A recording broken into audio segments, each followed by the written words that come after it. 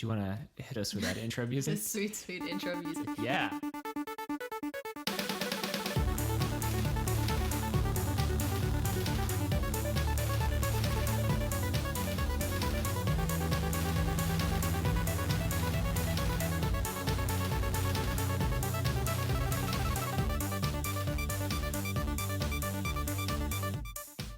Hi, my name is Trent, and I gained control of Tropico IV when I overthrew the Luxembourgian government.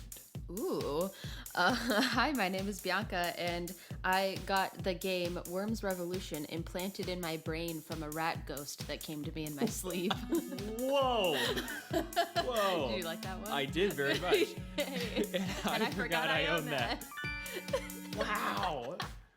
God, that's like a next level bit. I wasn't ready for that. I think I peaked with that one, to be honest. Yeah. So hello, this is a podcast where we go through our extensive back catalog of games that we've collected over the years by questionable methods at best. And we bring you a new one each week, talk about them, give our hot takes and opinions, whatever comes to mind. But we like to start each week as a little warm-up and talk about the best thing that we saw this week. So Bianca, what was the best thing you saw this week? So we had some pretty nice weather over the weekend. Last weekend, and there's kind of like a local Dairy Queen-ish place, but not Dairy Queen. It's called The Freeze. It's basically a Dairy Queen, just, not a Dairy Queen. Sure. And it's within walking distance of us. Loosely. A long walk, a 1.5 mile walk. So I was like, you know what? Saturday is beautiful. I'm gonna walk down there and get myself some soft serve because I love me some soft serve. Yes, as evidenced by the fact she will walk 3 miles uphill both ways. Get that soft serve. So I got what's essentially like the equivalent of an M&M Blizzard, and it was delicious. And that's the best thing I saw this week. That's fair. Yeah, totally respect. What's the best thing you saw this week? Definitely the best thing I saw this week was... That was a terrible way to start that sentence. But I'm actually surprised this is the first music thing that I've brought to a pod. Okay. So there's this band who I've been into recently called Idols, who is a very British, very liberal punk band. Ooh. And they had released a live album that they recorded at Le Bataclan in, I want to say Paris, definitely in France, but I'm pretty sure it's in Paris. Mm-hmm. And they just released the concert video for that. Mm-hmm. And I watched most of it, and it has made me feel better and more hopeful than anything in recent memory. It's just, wow. It's very good. So the first song that they play in the set is the first song on their record, called Colossus, which is this just very intimidating, foreboding, 7-minute long, it's just all build, and it's just very dark. And then there's a part 3/4 of the way through the song where everything falls out, and usually it just goes into the next bit. But in the concert footage, Joe Talbot, who's the frontman, was like, hey, we built this whole thing, this whole tour, this whole record on love and peace and just being cool to one another. So whatever happens tonight, just know that and be cool and love each other and be awesome. And then they just go into this super fucking British punk shouty thing, and it's just the best hybrid of things. Wow. Oh, it's so good. They have lots of excellent lyrics, very angry lyrics about just kicking the teeth on homophobes and things like that. Nice.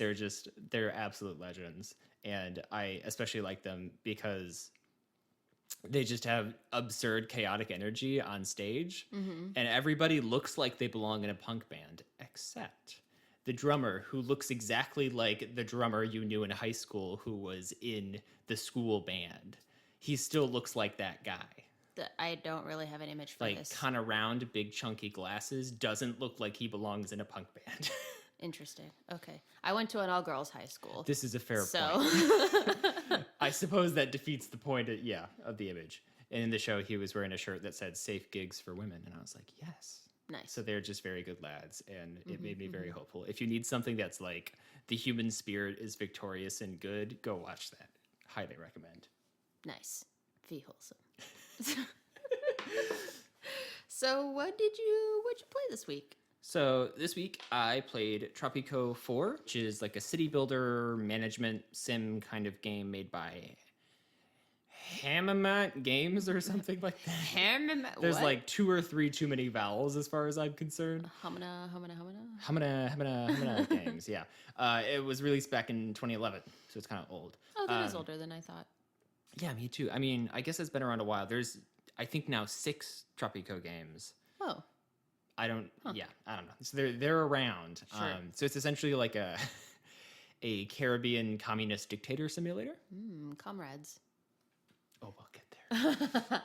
So you play as El Presidente, who is trying to turn your tropical island into like a money-making machine, usually to the detriment of your citizens. Of course. So you do like, you build buildings and juggle a bunch of different like parties of interest who want different things out of you. You can like do some espionage type activities and like build up a strong military to crush the rebels within your borders and things like that. You can build up plantations. There's a couple different ways you can go up it. So think like city builder, but also like management. Right. And you kind of role play as a skeezy dictator kind of character. Yeah. So I thought this was kind of a novel twist on a city building game. And it's got some pretty deep management options and challenges and things like that. Thinking in comparison to something more recent like City Skylines, which is a great city builder, but not that great of a management game. Yeah. If you know that feeling. Yeah. There's not a whole lot of like, honestly, influence on like how your people are living to the same extent as Tropico. Yeah, Tropico goes a little more hardcore in that way. So I thought the game was super fun in some ways and ahead of its time. Like some of the ideas I think came back like 8 years later with something like City Skylines. Like it was doing some things that are very modern in this kind of style of game, but in other ways feels super dated and very clunky. So first I'll talk about sort of mechanic things that are good and the mechanic things that are not so good. So first things first, there's a variety of different ways you can go about reaching financial stability, which is kind of fun. Okay. So you can do hardcore on tourism. So in one of the campaigns I did, you were pushed towards tourism. So I had like this beautiful like beachfront of stuff, and then like over the ridge of the mountains was like all of the plantations and slums and things like that for the people working in like the bougie tourist town. You can also do sort of resource extraction. You can do mining, logging, different things like that, plus all different kinds of farming. So there's both like food centric farming and like export centric, so like tobacco, sugar, things like that, coffee. And then you can also go like hardcore into manufacturing, which is taking some of those raw materials and converting them into products. So you can do like timber, canned goods, cars, weapons, a whole bunch of different stuff. So I like that there's that flexibility to kind of go whatever way seems fun. They play with that a lot in the campaign missions I played, like pushing you one way or another to see how it feels. Okay. And there's a lot of layers within each of those in terms of how you strategize your land usage and whatnot. And the resources are pretty limited in terms of geography. You get a whole island to play with, and there might be a handful of spots where you can get iron ore, for example, things like that. So I like that. And I also like that there's a lot of different parties you have to keep in mind and meet the needs of. There's that's like political parties. So there's like communists and capitalists, and there's also like the religious folks, there's nationalists, there's loyalists, there's environmentalists, there's a bunch of different groups who all want different things from you. So you kind of end up juggling their requests a little bit and trying to meet them in order to win the next election is kind of one of the main things you have to do. Okay. Is keep up, or I mean, you can also you could also just not do elections. Oh, like just stay in cancel power. Elections. But I never did that because I never needed to. But you can also just call off elections and be like, "What are you gonna do?" So, is there a sandbox mode in this game? Yes, I did not play it though. Okay, because I'm assuming with the campaign, you would have to manage things a certain way in order to meet objectives. Because I mean, my ultimate question here is, what kind of dictator were you? Like, who were you satisfying, or who would you want to satisfy? So we'll get there. because I have some thoughts about that. Okay. So I only did campaigns because I felt like I was still learning stuff. Because there's a lot to learn. I never really went and tried to do a sandbox. But yeah, moving forward with things I still like. The political, like, foreign diplomacy aspect's pretty fun. So you'll get, like, little things that pop up. And it's like, the guy from China is like, hey, send us some smoked meat. Peace. Hey. And like, a Nixon replicant will pop up and be like, hey, tax cuts, my dude. Oh, my God. And just stuff like that. Like, they're pretty fun. The writing's pretty sharp. And the voice acting is pretty fun. Actually, the voice acting is one of the things I like most about this game. It's very funny in a way that is very over the top and very stereotypical. Yeah. Like, a little bit offensive, but they directed at everyone, so I'm like, this is fine. Yeah. Because good lord, like, the United States politicians are so Texan it hurts, like that kind of accent. Ooh. And then my other favorite is the Russian. It's just like one lady, and she's always like pops in here and she's like, comrade, you must send us the blah, like, I have a secret plan. Send us coffee. I just loved, like, every once in a while if I would like go to the kitchen or something and I'd like overhear just like, thank you, Presidente. And I'm like, oh, okay. but I like the comrade, like the Russian. It reminds me of it's the exact same voice as like the Ceramit voice. Oh, yes. Do you want to explain Ceramit? So we love watching Jenna Marbles and Julian Solomita on YouTube, and they have 4 dogs, one of which is an Italian greyhound named Kermit, and he is the derpiest animal you've when ever I was seen. first showed Kermit, the only phrase I could say was, I can't believe this is a creature that God and evolution created. Because it's just such a preposterous looking animal.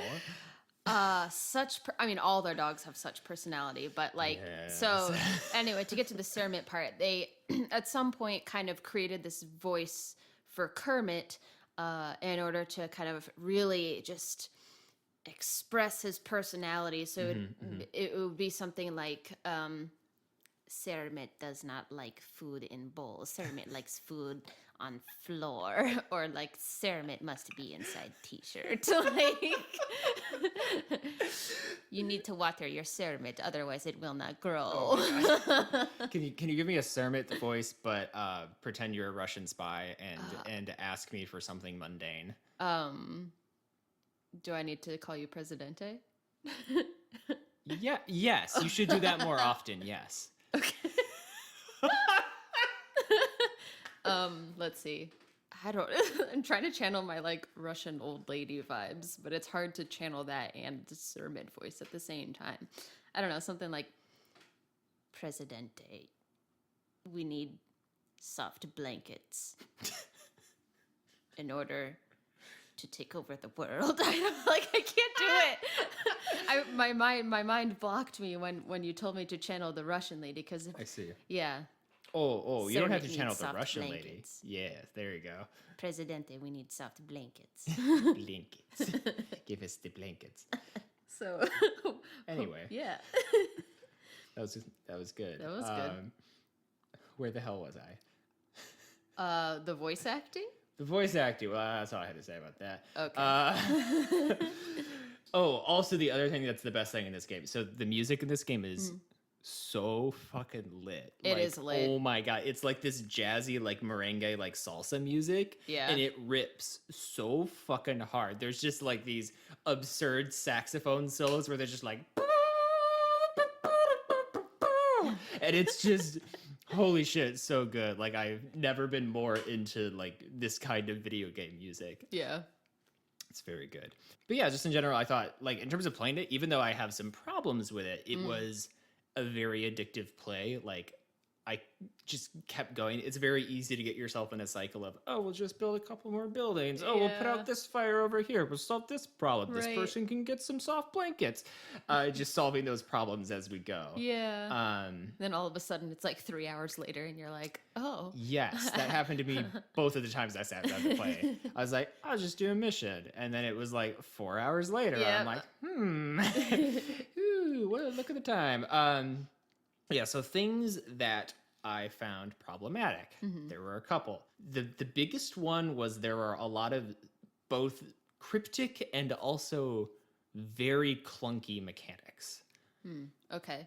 So part of this, the way this game functions, is there are individual people you can track. And for every building you have, there are slots for people to fill as jobs, as workers. And they are stratified into gender and age and education and stuff like that. So there is a set quantity of people who can fill those kinds of jobs on the island. Okay. And if you don't have that kind of person, you can import them. So you spend a little money, and every couple months a freighter ship comes by and they'll drop off anyone you requested to fill those positions. So you're dealing with juggling these different kinds of positions, but sometimes they'll just disappear.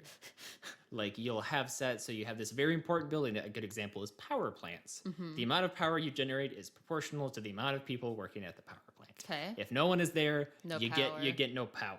So I will import, in that case I think it was college educated women. I would need to import them, and I would have them. Things are fine, and then they would just go away. Oh.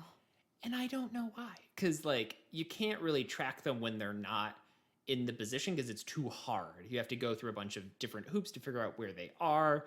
They might have just gone to another position. They might have retired. They might have died, but it's not clear. Weird. And it's not told you. And even worse than that, so the filling positions things is kind of annoying. I ended up just overbuying to make sure I had extras is how I got around that. But the thing that just killed me was, so you have to have construction offices that employ builders that get sent out to build new buildings. Okay. A single construction office holds like 7 or 8 builders, like kind of a lot of builders, considering only 1 or 2 will show up to a site, unless it's a big project, then maybe 3. It's like they never work. I don't understand. Like I get they're very specific about, in order for someone to go work, they have to physically leave the office, get in a car, drive to the place, and work. That's fine. And I also seem to have gathered that they'll be listed as workers, even if they are not currently working, like if they are at a health clinic or at home or whatever. Okay. But it's like they never work. I don't understand. Like, I have to way overbuy these construction offices because shit will just never get done. Like months will pass and they will not have finished like something simple, like just a health clinic or something, because they just never go out to work. And I think maybe part of it that I realized is they'll drive their car and get dropped off at the site, but I think they walk back. Why? They walk. I don't know. They walk all the. So there was a map where there was like a town on one side of the island. On the whole other side of the island, I had like mines and stuff because I was tasked with building mines. Sure. And I'm not gonna build like a fucking garage all the way out there for this one thing. Yeah. And I think they walk all the way back. So that's like where all 8 of my builders are, is just making the walk to Mecca fucking from across the other side of the island. Which is, again, not clear. That's not communicated to me, so I don't know that. And also janky about that is you can prioritize buildings, so they default to normal priority. You can put them in high priority, low priority, whatever. But I think what's happening, again, this is not told to me, I think what's happening is if there is anything that is high priority, they won't work on anything that is below that in priority. Oh, so they like must finish the high priority first. Yes. I think that's what's happening because otherwise I don't understand. Because I'll set something to low priority, meaning, there's other stuff I want to get done, and when that's done, do this. I swear to fucking God, it'll be years later and they won't have touched it. God. As if any time I put anything at normal priority, it like cuts it out of an invisible queue somewhere to do. Weird. So the builders are a fucking hot mess. Kind of really pissed me off. I felt like I just super micromanaged them, but you don't have a lot of micromanaging options. I just had to like wait around and pray. Yeah. Anyway, so that's one of my big gripes. Okay. Another thing which was fine, but I wasn't ideal, was it was kind of too easy to please everyone. So you asked me like earlier, like what kind of dictator were you? I don't feel like I really played as a dictator because I didn't have to. Interesting. Like, I just kind of played like I would any other city sim and just played kind of benevolently, trying to make everybody happy. Yeah. And it just kind of worked out. Like, they voted for you in the election. They voted for me in the election because I was a good fucking leader. Like, I didn't have to do, there's like a mechanic where you essentially like siphon off, like embezzle money and shove it in your offshore Swiss bank account. Sure. You know, just girly things. Yeah. And I could do that without much repercussion because it didn't like cost that much. So one of the ways you can do it is jack up building prices, but take off the top and shove it into your Swiss bank account. Okay. And I could do that without any repercussions. And that's all I really needed to do the bank. Like, I didn't have to directly embezzle in any other way to get Swiss bank account money. So I was like, why would I ever? Right. Yeah, it was just kind of too easy. Like, I was expecting it to be a situation where you had to do, like, there were some sacrifices had to be made. So you were forced to use your dictatorial power. Like, there's a whole branch of policy you can use that's militaristic. But I never needed to, because a lot of it was in response to internal conflict. But there wasn't any because people just liked me. You? Well, liked me, and I met their needs. So I was kind of bummed by that. Maybe that'll change, because I did the first 4 out of, I think, like 20 campaign missions. Oh, wow. Yeah. So maybe it'll jack up in difficulty. But so I don't know. So that was a little bit of a bummer, but it was fine. Like, I still had fun. And the last thing I'll mention is this is part of what makes this game feel dated, is there are some bafflingly bad UI choices going on here. So, for example, remember like the first night I was playing and I was like, I don't know how many people there are on the island who fill these roles. That information's there. Oh, it is. It is hidden. There's the almanac, which is where all your info is, and it's like 8 giant pages of information and stats that update all the time, so it's impossible to keep up with. One of those is a lists tab, which I didn't even look at because I didn't know what it meant, and then I finally looked at it, and it's a bunch of different ways to break down the people on the island in different ways. One of those is housing. One of those is what job they're in. One of those is education. One of those is age. That is really important information to have not told exists. Yeah. I had no idea it exists until I was like, what's lists? Yeah, I think I like vaguely remember maybe when you were in the tutorial, one of the voiceovers being like, the almanac is really important, and like that was it. I was already using the almanac, but it was specifically the lists. Yeah. I wasn't told what that was, because the other ones are like people, great. Economy, awesome. Tourism, very clear, thank you. And then lists. I'm like, what is this? Yeah. So yes. Weird. So I found that fine. So yeah, information's hidden super weird. There's also like a little box in the corner that gives you like, it's like your money and your overall approval, and a couple other stats and things like that.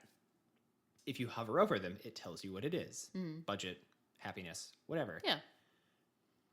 You would think that if you clicked on them, it would take you to the relevant information in the almanac.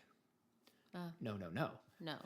It takes you to the last page you had open in the almanac. Oh, no. So, like, any way you open the almanac, you go to the last page you were at. You were on. Which is very annoying, because it means it takes, like, 5 clicks to get to the information you want, because it's like you have to navigate to the right tab, and then, like, all you see at the start is those overall statistics, which you already know, because they're in the UI that's always open, and then you have to click into those and click into the one you actually want. So that's kind of inefficient and annoying. Also, the buildings menu is awful. So it's on right click, and it opens, there's a bunch of different options. It's like, also like vague options. So it's like government, industry, food and resources, health and not well-being, but like community and well-being or something like that. So like things that are super not specific. Like I had to build a garbage dump. I was like, is that industry? Is that well-being? Is that government? Is it infrastructure? Who the fuck knows? So I spent like 5 minutes just going through the different tabs, and in all of the menus there is no back. There is only exit and start over, essentially. Oh. So there's like policy menus, and it's got a bunch of groups, and then in those are like a bunch of policies, so I never remember where the fuck anything is. Yeah. Because again, in the policy menu there's like a general, and then economy and military and whatever, but like some of the general stuff is also economic. So I'm like, which one is it? Yeah. The only way to find out is click, exit, start over, go back through it. So that's kind of annoying. So just kind of clunky UI stuff made it a learning curve. Like I had to get used to it because it just felt wrong. I was like, these things just don't work like I want them to. Yeah. But that's okay. It was definitely fun. I would be interested to try a more recent one to see if they fix those kind of quality of life stuff and update them. Because the core game is really fun. It's a nice change of pace from... It's more management heavy than a lot of other these similar kinds of games I've played, so that's kind of fun. And the theme is enjoyable. And God, I could listen to that saxophone riff all day. Yeah. Awesome. Yeah, that's all I got for Tropico. What'd you play this week? I played Worms Revolution. Oh. Which was developed by Team 17. It was released in 2012. It's this 2.5D game. So it's 2D in the sense that of like movement for the most part. Okay. But it's got some more three-dimensional features to it, because it sounds like kind of the original game was just flat out like 2D. But this has a little bit of extra 3D elements, but isn't completely 3D. So the internet Interesting. calls That's kind it, of fun. Yeah, the internet calls it a 2.5D. And it's like a strategy and artillery type game. So it's literally just you control some worms, and it's a turn-based. You just use a bunch of shit like bazookas and fire punches and grenades and all these creative weapons in order to kill your opposing the opposing worms. So yeah, it's like you get a minute each worm in order to move and choose your weapon and make your move, sort of thing. There's also, which is apparently new to this game and not in the previous iterations of this game, there are 4 classes of worms. So you have the soldier, the scout, the scientist, and the heavy worm. And they all have different abilities. Like the soldier is just kind of your well-rounded, like all-around one. Sure. Your the scout is like very small and weak and moves very quickly. The scientist is also weak but heals nearby worms +5 every turn, at the end of every turn or beginning of every turn. And then your heavy one is like slow-moving but really buff and strong. Yeah, makes sense. So that was interesting. I didn't get to play a whole lot with the different types of classes. I don't know if it was because of the certain campaign levels I was doing, or if I didn't have the right customization done or unlocked or something. But in the tutorial, when I did get to experience them and like learn about them, it was pretty cool. Nice. Just some real quick like gripes about the game. The physics in it is a little bit unintuitive. Part of it is definitely me just being somewhat bad with it and needing to do a lot of trial and error with, especially with like the bazooka, for instance. You can use the bazooka on like somewhat close range things, but it's the thing where you have to like shoot it up in the air and get just the right arc on the way back down. And it won't tell you what that arc is. I see. So you just have to kind of guess and hope for the best. Yeah, that reminds. Did you ever play? I think it was just called like Tanks, like the old Flash game. No. Oh, because that's exactly. So I haven't played Worms, but I've seen like some Let's Plays and stuff. And it is like the modern evolution of that Tanks Flash game, where it's like. But in that game, it's like the tanks are like little rectangles, and you shoot the different things. Doesn't matter. It's the same kind of like physicsy kind of figure out where things have to go. So Worms just seems like a hardcore version of that, which I appreciate. Yeah. And I mean, it's like in one sense, the physics is really cool because there are certain objects in some of the levels that if you shoot them, they can break out of the like soil or sand that they're in and like fall, and you know that stuff can affect kind of the layout of the level, which is cool. Yeah. But in terms of aiming weapons and using certain weapons, sometimes like you'd think throwing it like this should work, and then it really doesn't. It backfires so terribly on you. And I was like, well, how was I supposed to know that? Because in the tutorial, it's very like move here, use this weapon on this guy, and it's like very quick, like doesn't really actually tell you how difficult it is to use these things because it tells you exactly how to use them. Okay. So then you get to your first kind of true campaign level. First of all, the tutorial does not tell you what the format of a round is because it's just telling you how to use things. So I get to my first thing and I was like, oh, this is turn-based? Oh, I have a minute to move? I had no idea. Yeah. But not like that's that slow to learn. But I was just like, oh, this is how it goes. Okay. And the tutorial like didn't really match up with what I actually needed to do and didn't prepare me for how much trial and error I would really need to go through. Yeah, got that. Okay. I didn't realize that was my second bullet point. So efficient. God, babe, you're so efficient. Oh, wow. Thank you. I guess love how efficient you are. I appreciate that compliment. You know what really gets me going in the morning? My efficiency. Yeah, it does. Gross. Moving on, something I didn't initially write down. But I guess what also makes the gameplay a little difficult on campaign is just that it's one of those problems where, because you as the human player have to do a lot of trial and error in order to make things work. You're still reeling. Please carry on. Okay. Don't stall on my account. That would be very efficient of you. Oh my god. Well, so what I was saying is that, you know, you as the human have to do a lot of trial and error in figuring out how to aim things and whatnot. The computer doesn't have to. The computer just knows what's correct. So sometimes you just get demolished by the computer playing against it because you might spend a couple turns trying to get the right angle for something, whereas the computer does it on the first try. And I'm just like, that's not fair. Yeah, it's kind of sucky. Yeah. So that was a bummer. But things I really enjoyed about this game, I thought it was really fun. There's a very sassy British narrator. There are cutscenes like before each level starts and at the end, and throughout the tutorial. It's just this really sassy guy who's like, these are not your average worms. They are uber worms, but in like a British accent or something. Sure. And thing I learned, the guy who narrates this is Don Keystone, who plays Douglas Reynolds in the IT Crowd. Which one's that? The like boss of the company they work for. Not the original one that died, but like his son that like comes in the funeral is like, Father.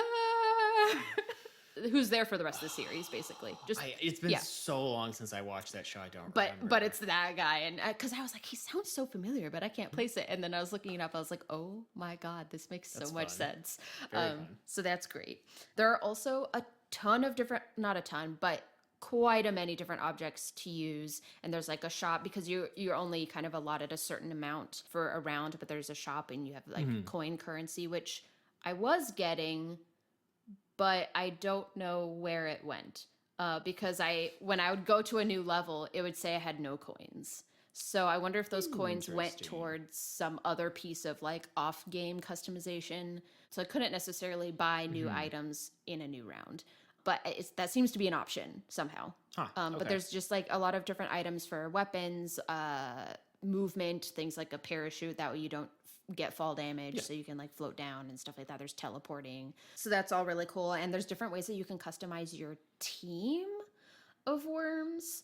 Just like different like hats and glasses and mustaches and accessories. So my worms had these like fun little like carnival kind of sunglasses with Santa hats. And a microphone accessory, which I'm not sure what the point of the accessory is, but I liked it. And when they died, the gravestone thing that they left by was a snowman. Nice. I really just all sorts of different things. Kind of morbid, but all right. It was pretty cool. I think given the difficulty that I had with playing against the computer, because it just knew exactly what to do and I did not. I think this game would be a lot more fun playing with friends. Probably, yeah. So yeah, because you're just playing as these really slow moving worms shooting each other up in this really wacky over the top way, and they have really funny voices. And I wonder if there's a split screen option that we could play together or something, or maybe not. It wouldn't even need to be split screen. It might just be like hot swap or hot seat or whatever you want to call it. Because it's turn-based. We should look into that and try it, because that would be fun. Yeah, I think it would be super fun with friends. Because I was getting a little frustrated playing against the computer because they're just too good. It was too good. It's the perfect AI. It's like a freaking Turing test in Worms Revolution. But yeah, so it was I just played through the campaign. There are also like puzzle levels and other things in there. So, and online play and whatnot. Yeah, so I thought it was a really fun, quirky game. Okay. Yeah. So what would you rate? Oh my God. You played Tropico IV. Wow, it took me so long to find that name. Let's see. I feel like I've had this description before, but Tropico fun. What? Tropico 4, fun overall, but had some problems that made it a little bit frustrating sometimes. I'd probably give it like a. Oh, he's reaching his arms up to the sky. Really thinking about this. Like a 7.5 7.5 secret agents out of 10. All right. I would rate Worms Revolution also a 7.5, but instead of secret agents, 7.5 snowman tombstones out of 10. Yeah, that's fair. Totally fair. Great. I guess that's it for this week. Tune in next time. I will be playing Dust Force. And I'll be playing something called Crawl? Yeah. Trent knows what Dust Force is. Vaguely. But neither of us know what Crawl is about. No. So this will be a fun experience. Tune in next week for that. And follow us on social media. We are on Twitter and Instagram at IFIOT Podcast. And if for whatever reason you're listening to us on not your preferred podcast platform, because we are on all the main ones, let us know and we can see what we can do about that. For sure. And I just started streaming on Twitch. The username is I Forgot I Owned That Pod. And right now I'm streaming Domina and Roller Coaster Tycoon 3. And it's really fun, so come hang.